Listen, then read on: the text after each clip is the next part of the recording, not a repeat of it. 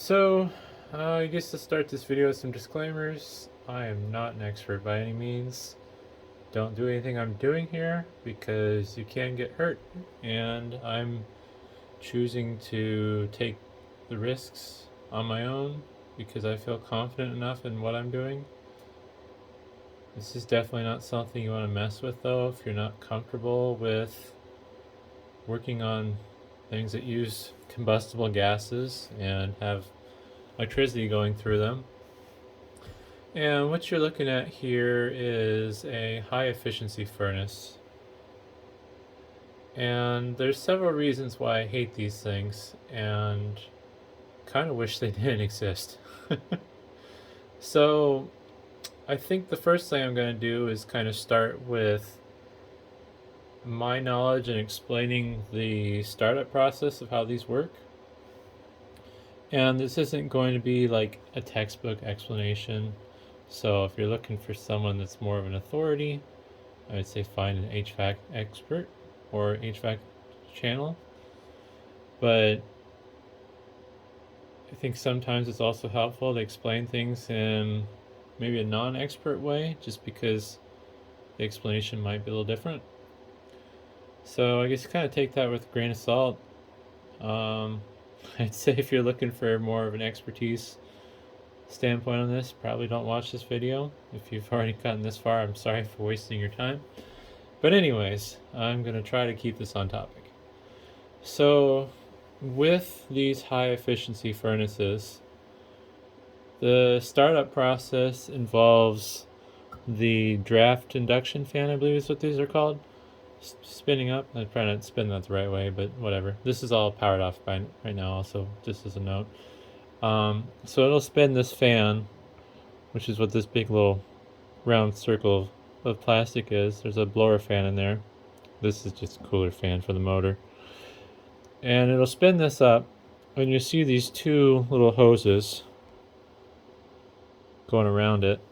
This one here is connected directly to the blower fan housing, and this one is attached to the heat exchange assembly.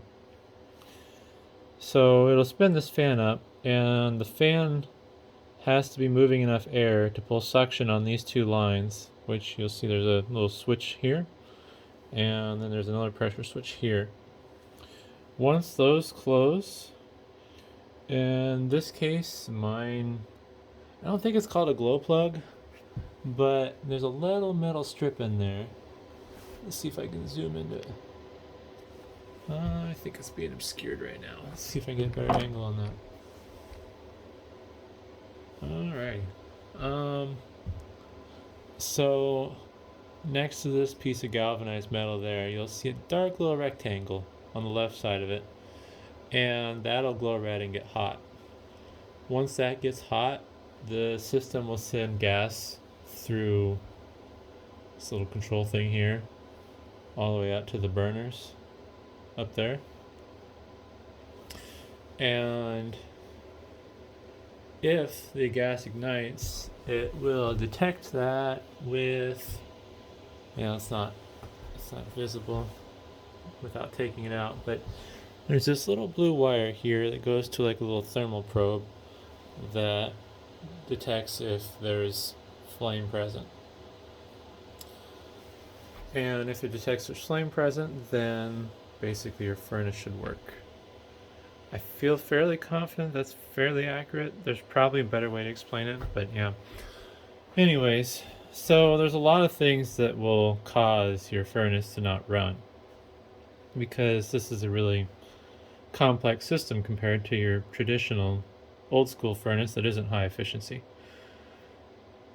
And I guess going back from start to finish, I'll kind of go through the steps I go through when I troubleshoot these things in my office, because I don't really want to wait for somebody to come out and fix this, especially when it's negative temperatures outside. And the only reason I've kind of gotten to this point where I'm confident enough to do this is because I had to do it at my house like 3 or 4 years ago when we had a cold snap. So the troubleshooting steps I do when my furnace isn't working is I'll check to make sure that the blower motor for the draft induction is working. And then from there, I'll check these lines. So what I personally have done is I'll just disconnect the line. I'll put my lips around it and kind of suck on it. And you'll hear the switch clicking. But also I'll take a multimeter in continuity mode and then just check to make sure that switch is actually closing. And I'll do that on both lines since, as far as I know, they always have 2 pressure sensor switches. And these can fail. From my understanding, when I talked to an actual HVAC expert about it, because I needed the part, and I basically called the company that installed the furnace at my house, and the guy was like, "Oh yeah, you've done all the troubleshooting steps we would have done." But from my understanding is especially when it's cold, moisture will get in these lines and it'll damage these switches. Or even worse, in very rare situations, you can get these lines plugged because the moisture will freeze up. But that's a little less common since usually these units are indoors, and if your house is already below freezing, you have bigger issues than a non-working furnace. So yeah, checking though to make sure these are closing is kind of the first step. If this motor's spinning, if they're closing and the motor's spinning and your furnace won't start, I don't know what the solution to that is. But in the case of what's going on with this furnace right now, I haven't had a chance to diagnose it yet, but I have a strong suspicion I know what's already going on because I dealt with this earlier this year when it got super cold. This pipe goes up out into the roof, and it's an exhaust pipe. I had to think about that a little longer than I should have. And what's happened is it's been restricted because the moisture that goes up through it has frozen on the side walls of the pipe, and it can't get adequate airflow. So in my case, I would have to climb up on my roof and take the pipe assembly apart because this pipe here is the air intake coming in from the roof, and these kind of merge together at a point and stuff. I don't know why. It was explained to me at one point when I asked someone about it, but it's not something I retained since it didn't really matter to me because I don't have any control over this. I'm not going to change it, and there's no reason to change it. But what I would have to do is climb up on the roof and take the pipe apart up top and clean the ice out of it, whether it be by running hot water through the pipe or hot air. In theory, if I could force enough air through here, I could blow hot air up into here and thaw out the pipe, but I don't really have a good way to do that, so I'm not going to be messing with that. Another problem that can happen is if the people that installed the furnace aren't very smart, they might have hooked up the drain line wrong, depending on the orientation of everything. So in this case, this one is currently hooked up correctly. This little drain line here, actually, let's zoom into that. So this little drain pointing down and going into this little pipe here, it goes diagonal. That is a drain for condensation that builds up in the exhaust pipe, and then it'll just kind of drip down into here and then drip down into the where all the moisture goes, basically. One thing that can happen though is if this gets plugged or they connected it wrong, you get moisture that'll slowly drip down in here and collect into this fan. And the reason I found out about that and know about it is because it happened to one of my other furnaces. Because the furnace was installed in this orientation, vertical, up and down, and rather than using this lower drain, they use this upper one. Well, nothing's going to drain from here because this is above where the moisture is going to go. So what ended up happening was the moisture would come down the line and it'd go into the fan housing.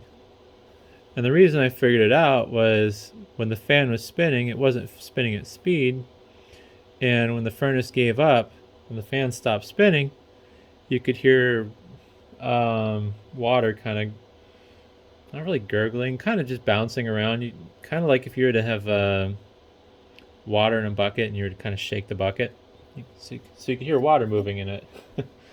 And in that case, that's why the furnace wasn't running, is because it wasn't drawing enough of a draft for the two pressure sensors to trigger and go through basically the startup process. So those have been the biggest issues I've had with these high efficiency furnaces. And I don't know if they're the most common issues necessarily. That would be an interesting discussion to have with a professional certified HVAC person. But you can have some other issues too. So the little piece of metal in there that gets hot to ignite the gas, those fail. But then on top of that, the little heat sensor that detects the flame, those can get like a carbon buildup on them and stuff. And then the carbon will act as an insulator and it won't detect the right temperature basically. So then the furnace will shut down thinking that there's not adequate flame or the fuel's not burning properly. Basically a safety measure so you're not filling your house full of gas. The guy that I did have professionally service these earlier this year, when he was cleaning those, I think he was using like an old green scratch pad, not like a brand new one, but one that was been used and kind of wore out. It's probably not the best thing to do to those, but it's something that actually works, because I've seen some people say, oh, well, use a dollar bill to clean the things, and the dollar bill isn't abrasive enough to break that carbon buildup off. So I think that basically covers a lot of it. The other thing that can happen, which I haven't run into yet with these, I don't know if my furnace at home is designed the same since it's a different brand, but behind this big piece of plastic here is your heat exchanger, and there's like a bunch of tubes in it with some like crinkled up strips of metal that are shoved in each one of those tubes. My understanding is those can get dirty, and whether it be dust or like moisture buildup or corrosion, that can cause issues. And especially when the system is relying on there being enough suction on this line that comes from the heat exchanger part. So that was a long and convoluted way to get to the point of the video, which is why I hate these high efficiency furnaces. And it just comes down to the fact that there's so much stuff that can fail that causes you to lose your ability to heat your house. Yeah, it's nice that the majority of the energy that you're burning is being turned into heat, but it's not so nice when there's, let's see, 1, 2, 3, 4, 5, 6, 7, 8, 9 different ways for it to fail, I guess, basically. Versus with an old school furnace, I mean, the only thing that I could think of for it to fail would be if it had a pilot light. That would be a problem if your pilot light blows out. The safety risks are probably a little higher, like carbon monoxide poisoning if the furnace has bad airflow, since the old school furnaces, as far as I know, didn't really have like a safety mechanism to detect if they were getting good airflow. And I'm guessing by the time the carbon monoxide builds up enough to cause the burners to go out, probably dead. I do believe, that'd be a good question. I don't remember if the old school furnaces had a safety mechanism to determine if there's flame or not.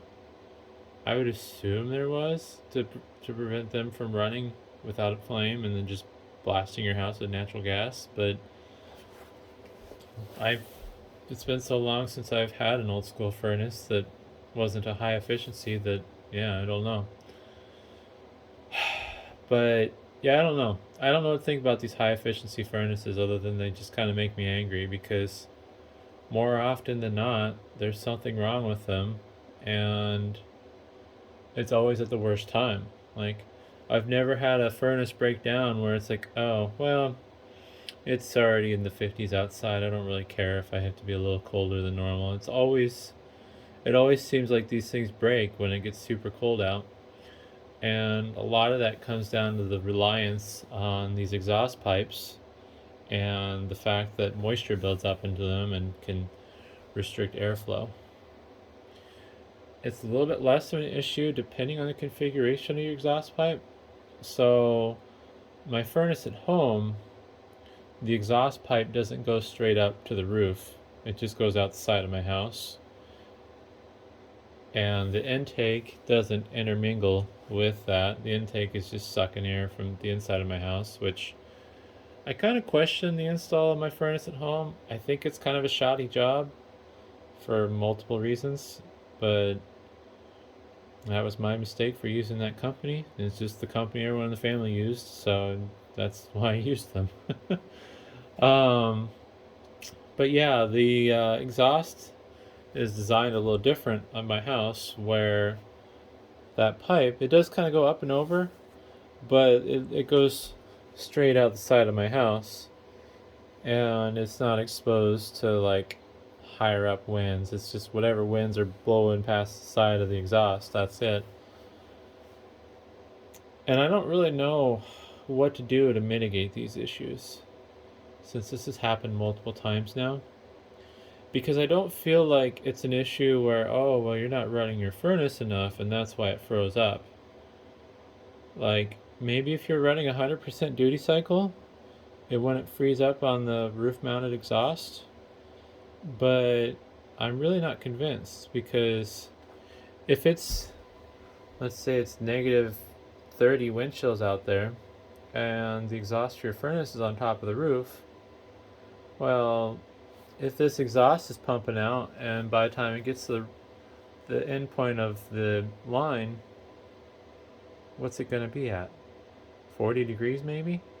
Because the reason they can use PVC pipe on these is because they're not putting out a lot of heat. Most of the heat's coming out of the heat exchanger into your building. So I don't really know what the solution to that is, other than, I guess, putting heat tape on your pipes, but I don't even know if you can do that with PVC, to be honest. Like, if they were metal pipes, you could put some heat tape on them and then run that when it gets really cold. But they're just, I don't know. I hate these high efficiency furnaces.